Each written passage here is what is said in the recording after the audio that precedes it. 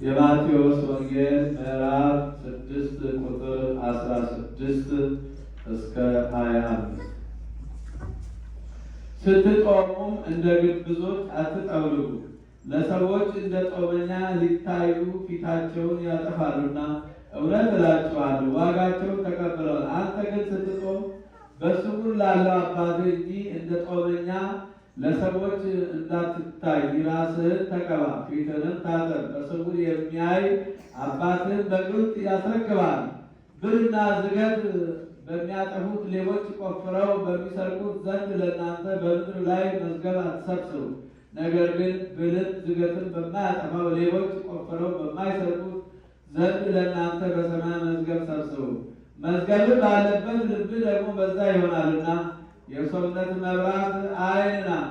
ዓይንህ እንግዲህ ጤናማ ብትሆን ሰውነቱ ሁሉ ብሩህ ይሆናል። ዓይንህ ግን ታማሚ ብትሆን ሰውነቱ ሁሉ የጨለማ ይሆናል።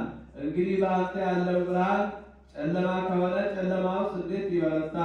ለሁለት ጌቶች መገዛት የሚቻለው ማንም የለም። ወይም አንዱን ይጠላል ሁለተኛውንም ይወዳል፣ ወይም ወደ አንዱ ይጠጋል ሁለተኛውንም ይንቃል። ለእግዚአብሔርና ለገንዘብ መገዛት አትችሉም። ሰማይና ምድር ያልፋል፣ ቃሌ ግን አያልፍም አለ ጌታ ለደቀ መዛሙርቱ።